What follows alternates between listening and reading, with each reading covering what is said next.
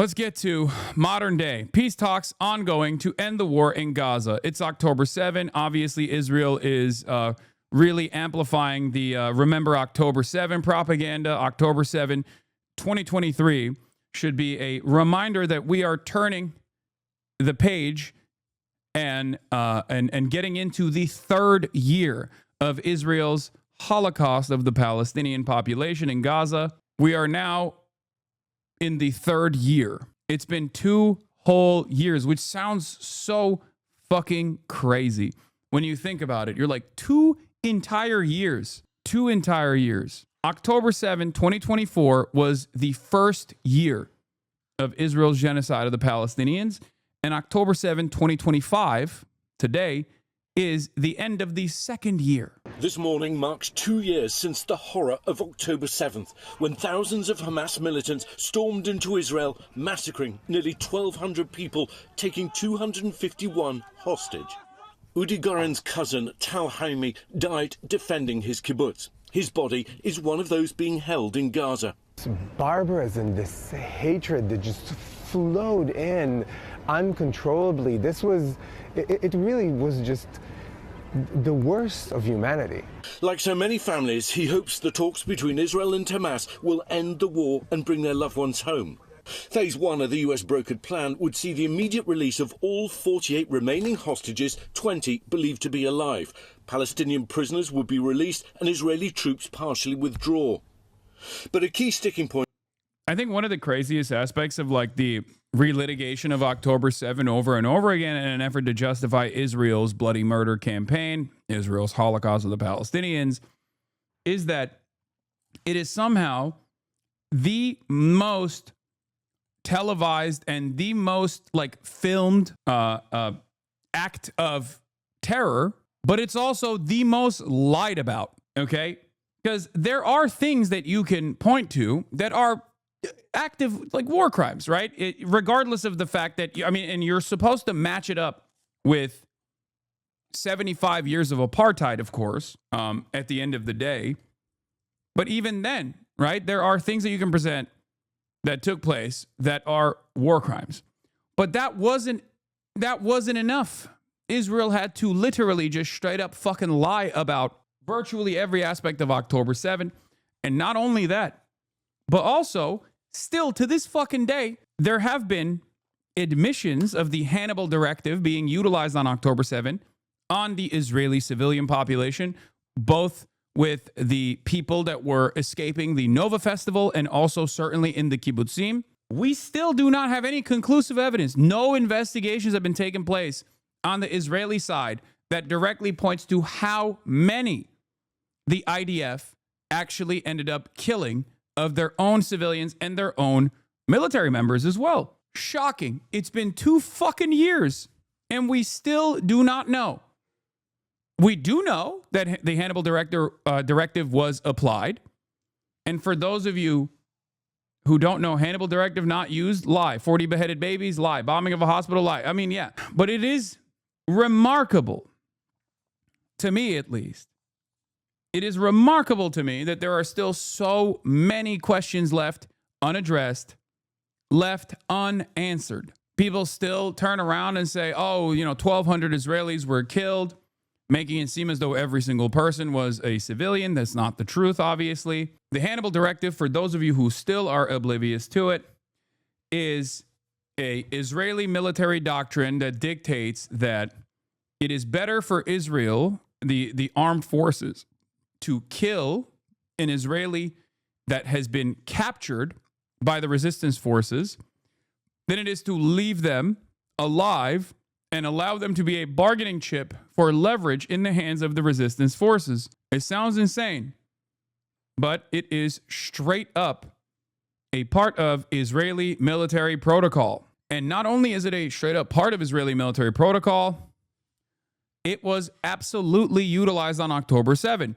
We know this because the defense secretary at the time, Yoav Gallant, international war criminal Yoav Gallant, openly admitted to the utilization of the Hannibal Doctrine on October 7.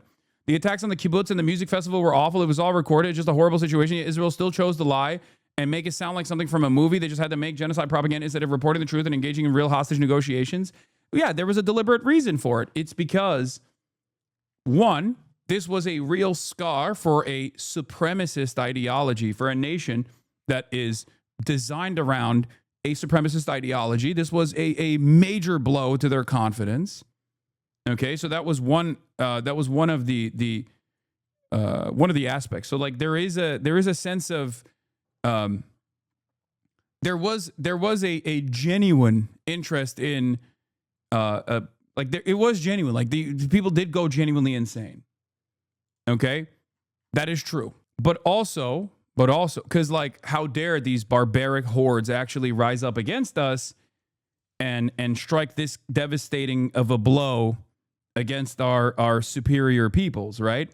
Like they're supposed to be kept docile. They're supposed to be kept servile. It's like the Nat Turner Rebellion. So that certainly bricked the collective consciousness of Israeli society.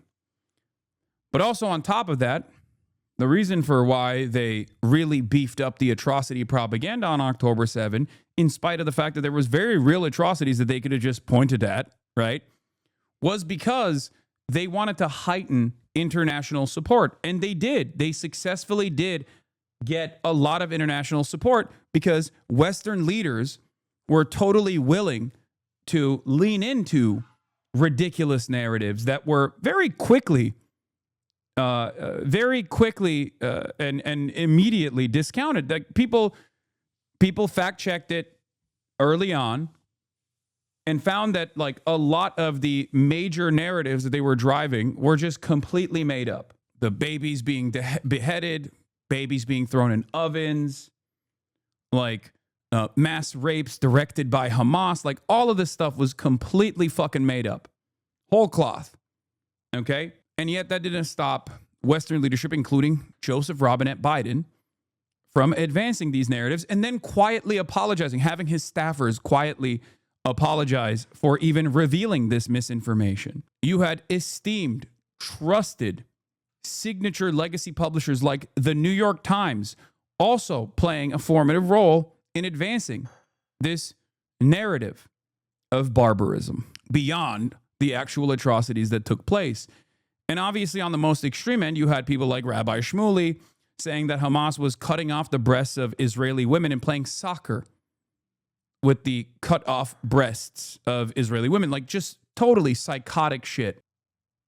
Yeah, the lie about babies in ovens is a lot more sinister than just propaganda. Israeli forces have in fact killed babies in ovens, but when you Google that, guess what happens? Guess what appears first? Weren't Israeli forces that did that. Those were Zionist forces before the inception of the nation state of Israel. What you are talking about is Deir Yassin, okay? In Deir Yassin in 1947, a year prior to the completion of the Nakba, the early Zionist brigades with, I think it was Lihi and Irgun, the paramilitaries, actually did throw a baker's child in an oven and made the baker watch and then threw the baker in the oven after him. All of those Zionist brigades then, of course, became the IDF. You had Haganah, you had Irgun, you had Lihi, and numerous other brigades.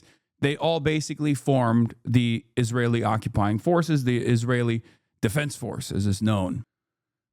Another form of atrocity propaganda that they also utilized on October 7 when they were lying was the pregnant Israeli women having their the babies getting ripped out of their bodies, right? That actually didn't happen on October 7, but it is a atrocity that took place in the hands of Phalangist militias in the Sabra and Shatila massacre, which was also directed by Israel against both Palestinian refugees that were in Sabra and Shatila, and also the Shia Lebanese population that was in the area as well. Anyway, just something to remember. So a lot of the atrocity propaganda that these guys beefed up in the aftermath of October 7 and they ran around with were things that either Zionist brigades or the Israeli occupying forces had directly done or had overseen being done to the Palestinian population. It could come in phase 2, which demands Hamas disarm and relinquish control of Gaza. But President Trump optimistic about the chances of success. We're going to have a Gaza deal, I'm pretty sure, yeah. Growing numbers of Israelis now demanding an end to the war and the return of the hostages, among them the bodies of 2 Americans, Omar Nutra and Itai Chen. The deal could also bring an end to the suffering in Gaza. More than 67,000 Palestinians killed in this war, according to the Hamas-run health ministry. Human rights groups saying many are now suffering from famine, something Israel denies. Our team witnessing the suffering up close. 2-year-old Farazia Kabat dying of starvation Monday, according to local doctors. His father, Mustafa, told by doctors that his son hadn't survived after being admitted to the ICU just 5 days earlier. Millions of Palestinians and Israelis now desperate for a deal to finally end. It's hard to find the right words. It's beyond what anyone would ever want to imagine, much less, God forbid, experience. A baby, an infant, riddled with bullets, soldiers beheaded, young people burned alive. I could go on, but it's simply depravity in the worst imaginable way. Anthony Blinken, 12th of October, 2023. So what I'm learning is that the atrocity propaganda not only has a dual purpose, but the primary purpose is the overriding of their own atrocity by selecting the same crimes on October 7 because the consent had already existed amongst the G7/core already.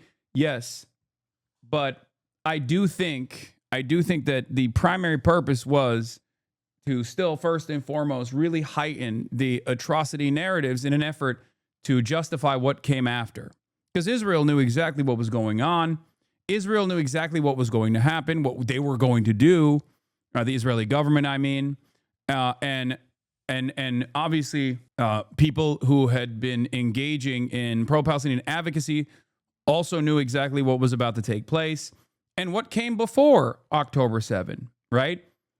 There is a reason why people like myself, from the start, were very careful with communicating exactly who was responsible for October 7. There were definitely some who went above and beyond when they were talking about the events that were taking place because they thought that they could get away with even a fraction of the callous ways in which the pro-Israel crowd speaks on these issues, right? You can't do that. It sucks. But you can't do that. And we're not even talking about like whether you should do that or not. I'm not relitigating that, okay? But it is obvious that there is not only an asymmetry with the ways in which Israel gets to do whatever the fuck it wants versus the retaliation or the resistance against such atrocities, but that asymmetry also certainly exists in the messaging realm, okay? That asymmetry certainly exists in the ways in which people defend Israel's atrocities and defend Israel's genocide. They can be as ridiculous as they want. They can be as bloodthirsty as they want. Look at Randy Fine. Okay? Randy Fine can just straight up say, like, Muslim congresspersons need to be shipped to Gaza so they can be fucking assassinated by the Israeli state, or, basically masturbate openly to fucking images of Gaza being completely destroyed. But of course, if there was a congressperson of like Palestinian background or a Muslim congressperson, could you imagine them fucking doing the same for October 7? And these two things are not even equivalent regardless, but there is no symmetry in the ways in which you can be openly callous and openly monstrous without penalty. You would get fucking destroyed. You would not only lose your job, you'd probably go to prison if you were to speak about Jews in the way that like Randy Fine speaks about Muslims, or if you spoke about Israel in the way that defenders of Israel speak openly about the victims on the Palestinian side. As a Palestinian, we inherently know that there is a massive asymmetry across board in every aspect you can think of, whether it comes to the actions on the ground or whether it comes to the words spoken about the situation. Pro-Israel people can literally call for our deaths to our faces in front of law enforcement and have zero recourse. Exactly. We're in very serious negotiations to, I guess you could say, depending on the way you count, 3,000 years. You could say 500 years. You could say, but that it's been raging for a long time. And I think there's a possibility that we could have peace in the Middle East. It's something even beyond the Gaza situation. We want a release of the hostages immediately. etc. And so our team is over there now. Another team just left, and other countries, literally every country in the world has supported the plan. Yep. I don't think there's anybody that hasn't, actually, not that I've seen. But there's a real chance that we could do something, so you may have some questions on that later. We are very close to making a deal. The 3,000 years thing is new. Someone got into Trump's ear and made him start singing about this 3,000 years narrative. I suspect that this narrative will be more annoying for his base, because it's like a very common meta to dunk on the ways in which Israel will or Israelis or people who defend Israel actively say, well, this is a promised land 3,000 years ago. It's like it's a way to bring religion into the conversation, and a lot of people don't appreciate that. A lot of people obviously make jokes about that because it's fucking ridiculous. So Trump, not realizing that he just keeps saying 3,000 years, it was promised to Israel 3,000 years ago, the land was promised to the Jews 3,000 years ago, is only going to make people more annoyed with him in his own base. You are underestimating the evangelical base? No, the evangelical base is gone. They're fucking insane. I'm not talking about the evangelical base. Trump's entire base of support is not just the rabid Christian evangelical Zionists.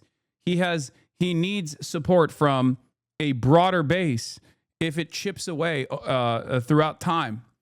And what remains is just like the rabid evangelical Zionists that support him, then he can't actually continue doing the stuff that he's doing. It's ridiculous. The Middle East that will bring peace to the Middle East. After all of these years of millions and millions, tens of millions of people being killed, there's a chance to bring peace to the Middle East.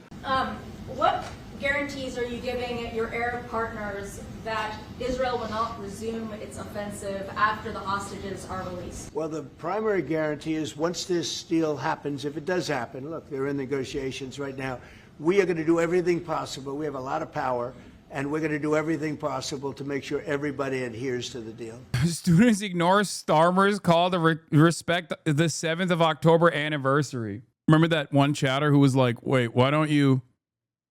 I guess that was Marx Carney. He was asking about Marx Carney, but I love the British framing on this issue, okay?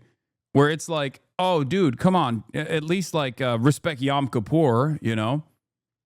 Don't do an anti-Israel protest on Yom Kippur.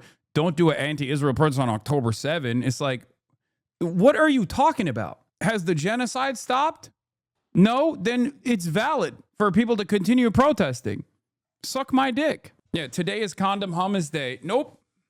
Not even a fucking little bit.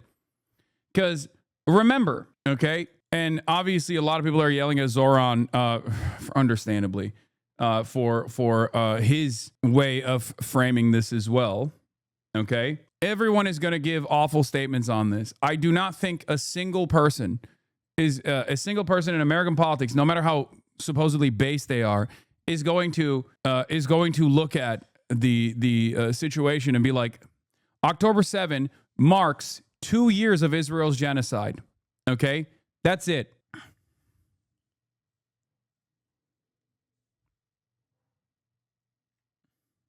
That's it.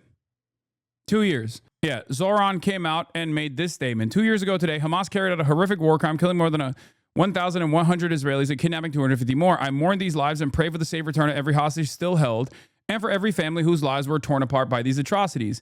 In the aftermath of that day, like you can say this on October 8th, 2023. You can say this maybe in the first, not even in the first year, marking the first year of the genocide.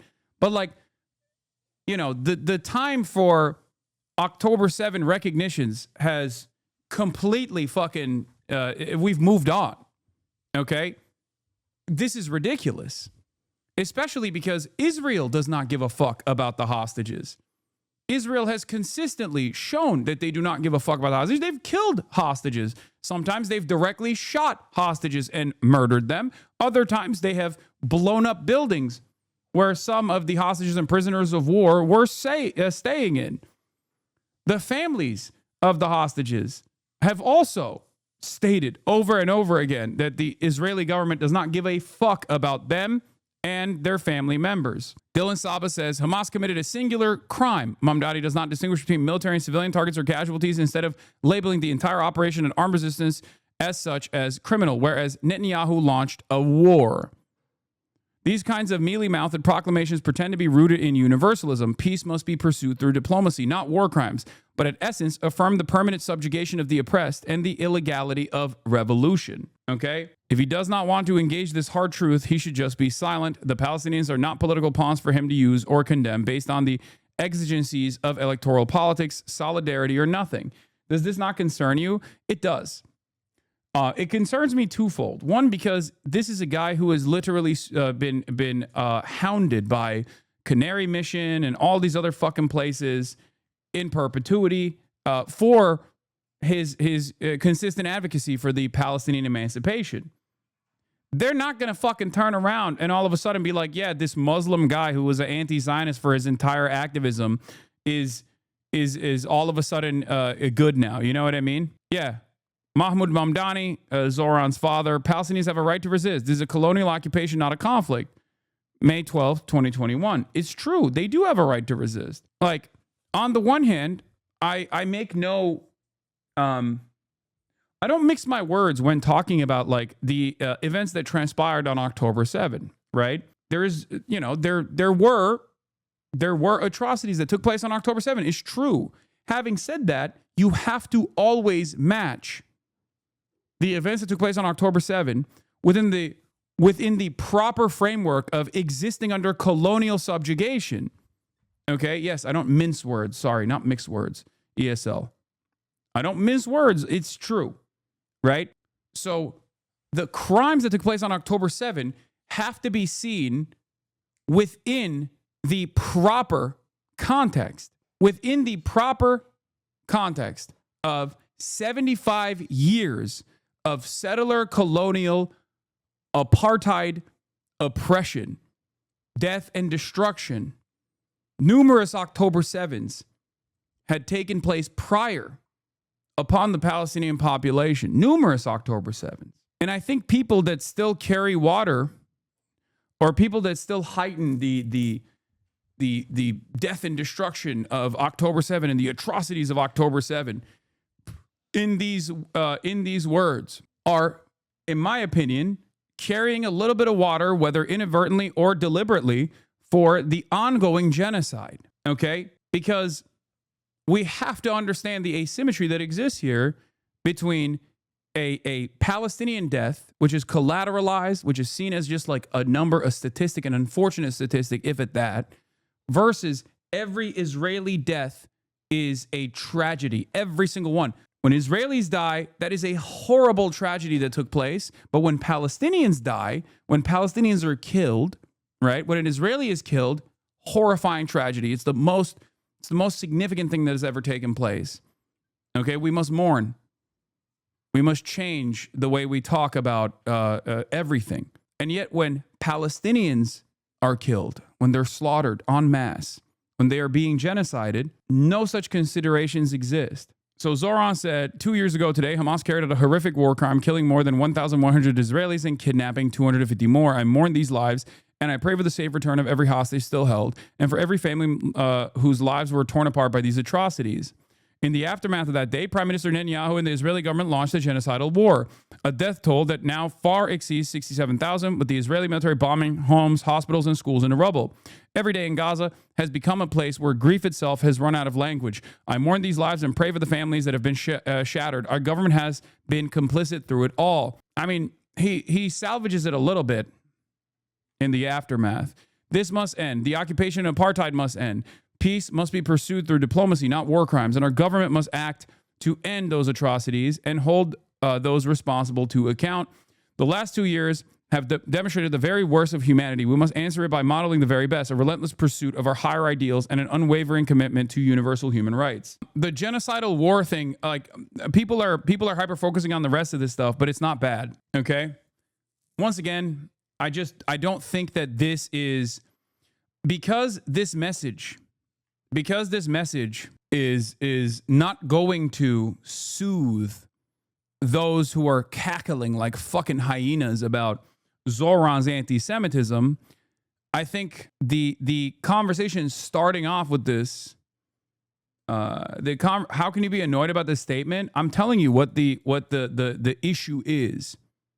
Okay, I don't think you guys are understanding my the criticisms that I have, because October 7 is being utilized as a justification for the genocide that has unfolded after. Okay, making October 7 the pivotal point, the inception for Israel's genocide, is a lie, and it's one that he knows is a lie. Do you understand? He knows that this didn't start on October 7. So explaining the atrocities on October 7 without making a mention of Israel's own involvement, without making any mention whatsoever, without talking about it within the proper context, makes it seem as though you're bringing it up as a way to, in some respects, still justify the atrocities that Israel has taken place, like giving it some kind of, giving Israel's actions, his genocidal actions and his genocidal ambitions, some kind of cause. Here's what Ruwa said. Statement on the 2-year anniversary of October 7 and ongoing genocide. For 2 years, we have witnessed atrocities beyond human comprehension. 2 years of horrific violence, mass displacement, and incalculable loss. I'm telling you right now, guys, Zoran doesn't believe that. I know for a fact that he doesn't believe that because, you know, it's just, if you have been an advocate for Palestinian emancipation for decades prior to this, it comes from a recognition of the humanity of Palestinians from the start, okay?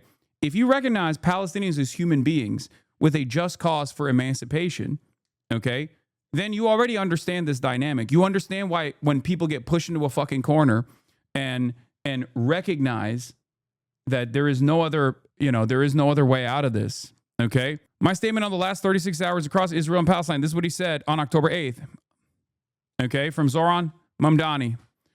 On ongoing violence in Israel and Palestine, I mourn the hundreds of people killed across Israel and Palestine in the last 36 hours. Netanyahu's declaration of war, the Israeli government's decision to cut electricity to Gaza, and Knesset members calling for another Nakba will undoubtedly lead to more violence and suffering in the days and weeks to come.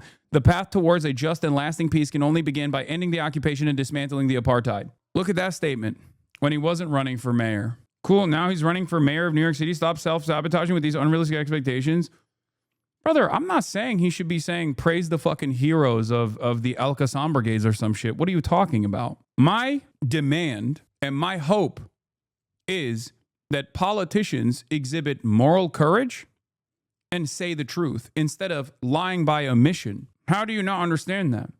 My demand isn't that Zoran...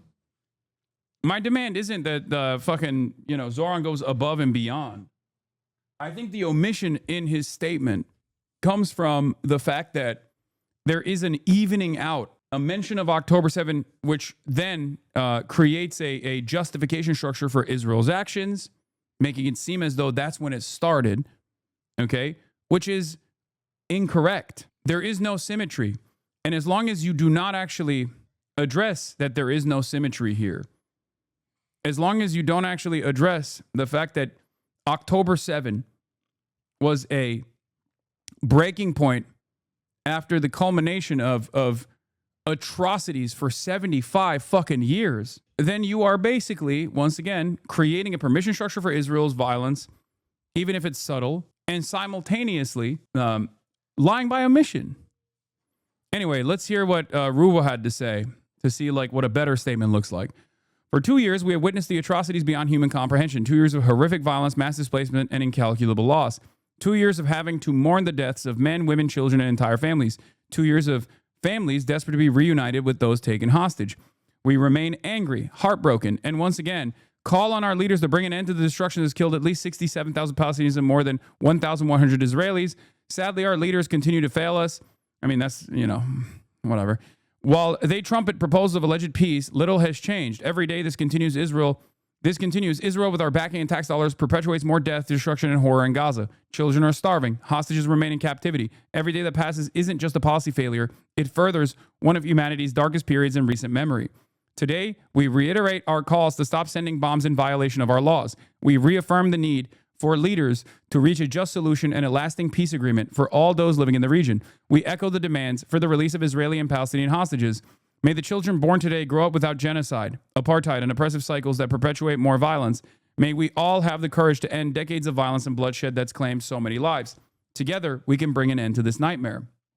So I think ultimately, if you put it within the confines of like if you look at this within the framework of like well established and consequential atrocities that took place, it'll help you understand what the issue is, right? It would be akin to speaking out against the Warsaw Ghetto Uprising by saying the partisans, Jewish partisans, carried out a horrific war crime in the Warsaw Ghetto, killing Nazis and also civilians in the process, and kidnapping others.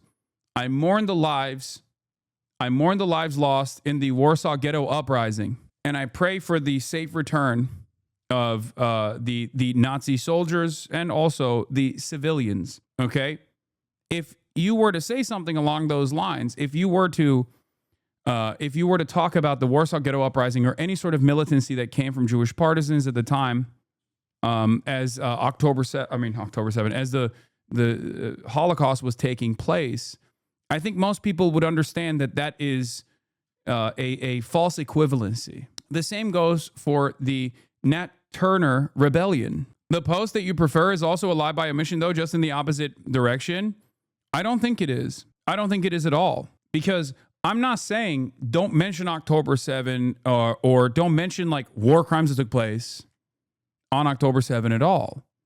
I'm saying that when you do mention that, you have to still talk about it within the framework of 75 years of apartheid, especially in the aftermath of 2 years of genocide that has taken place. To me, it comes across as utterly ridiculous. And I think a lot of people, I don't think you always have to talk about it within that framework. No, I think you do, especially because October 7 is very clearly being weaponized to continue the death and destruction campaign. That's my take. I think Mamdani's made it very clear with his rhetoric that he's pro-Palestine and anti-Zionist.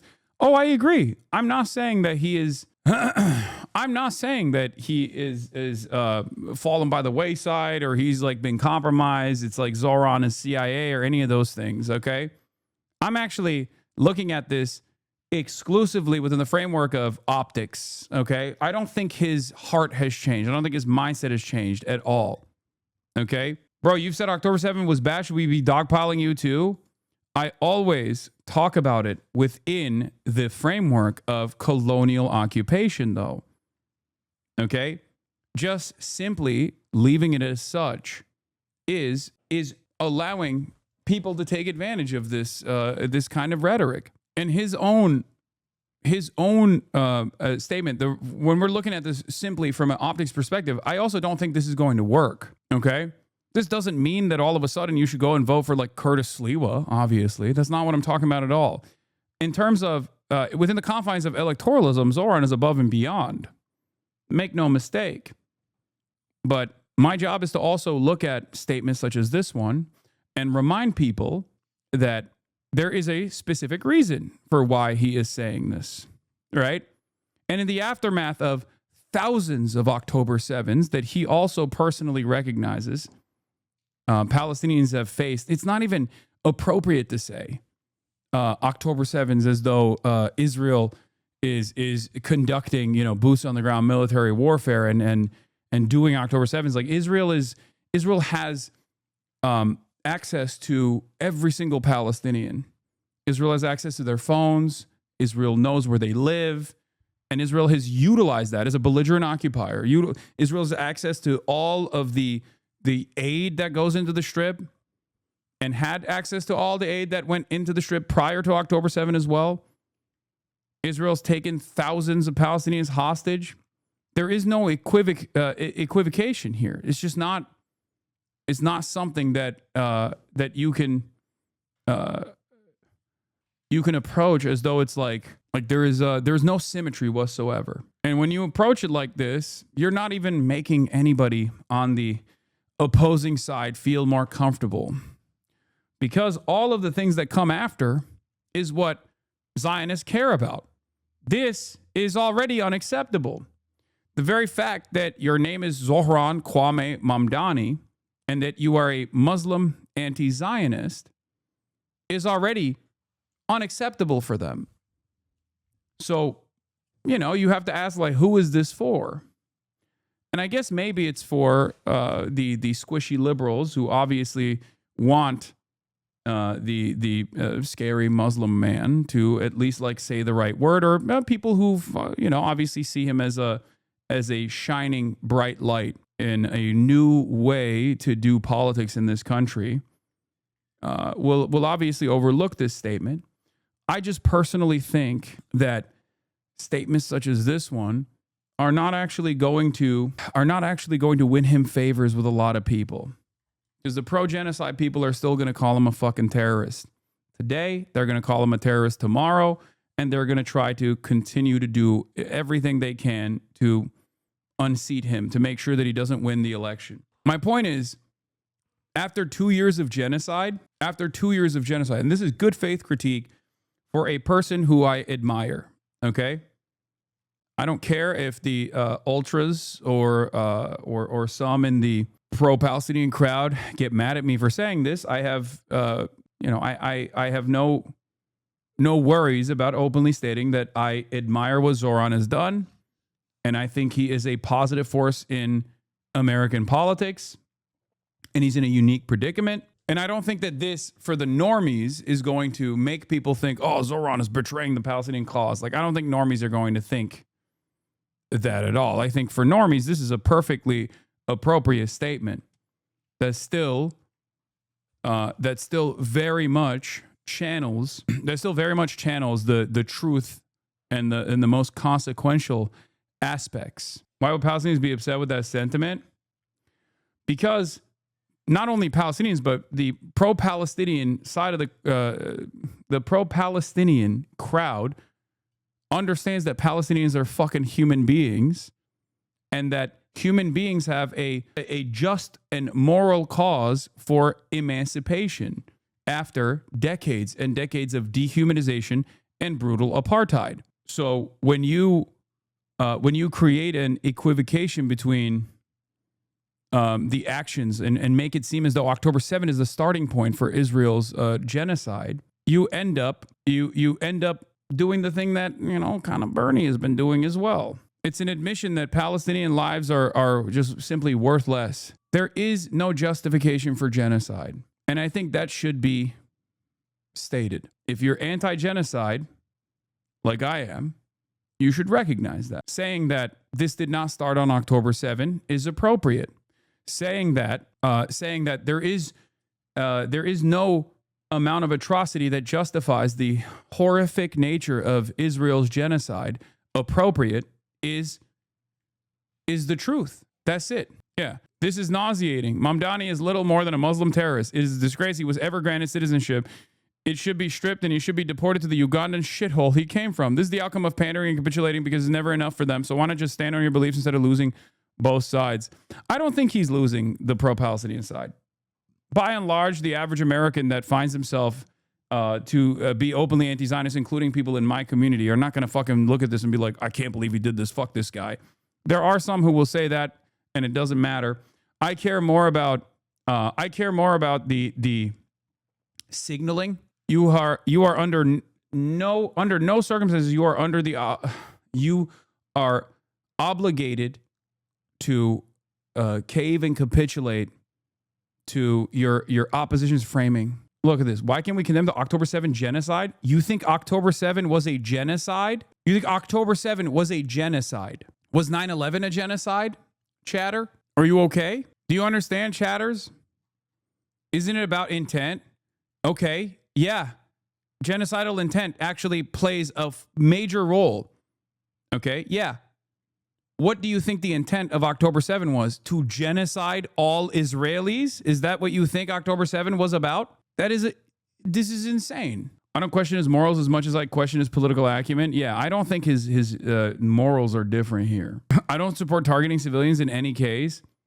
If targeting civilians in every case is a genocide, literally every fucking war is a genocide. Okay, everything is a genocide. There is no difference between what a genocide is and what war is in general. Yeah. Tyler Robinson genocided, allegedly, Charlie Kirk. Do you think the Americans committed genocide on the Japanese during World War II? No, I don't, actually. I think they committed war crimes, but I don't think they committed genocide on the Japanese during World War II, so no. Also, that's state versus state violence. You're comparing state versus state violence to a captive population rebelling against a belligerent occupier. This is why it's important to explain the background, chatters. Thank God for this one chatter, as a matter of fact. This is why it's important. This is why words matter. This is why explaining things within the proper, appropriate context fucking matters. Because if you don't do that, then you have chatters like this.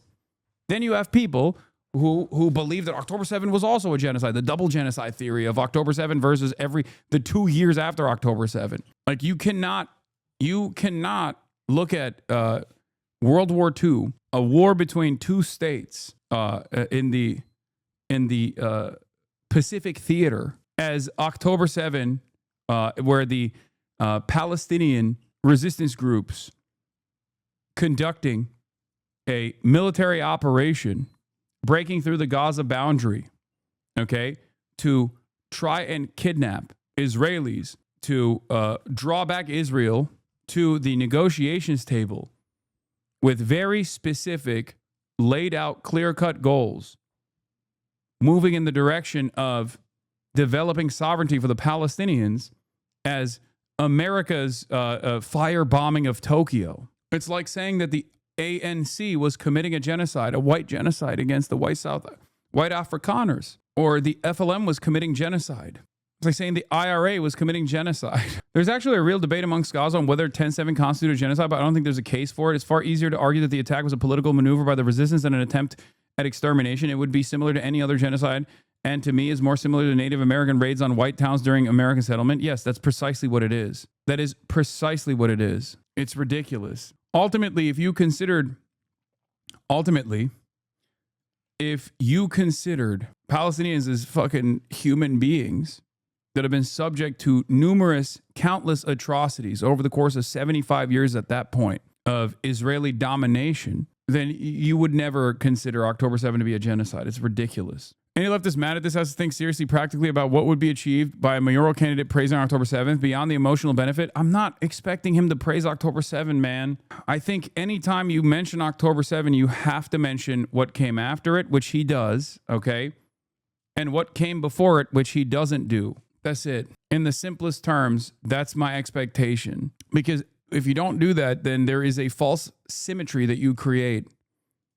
And that false symmetry is exactly what Israel and Israel defenders use to varying degrees. It's not the worst statement of all time, as some people are presenting it. Like, I think Graham Plattner's statement is worse. On October 7, Hamas launched a horrific terrorist attack against the people of Israel. 2 years later, I'm still calling for all the hostages to be released and for this war to finally end. It's time for peace.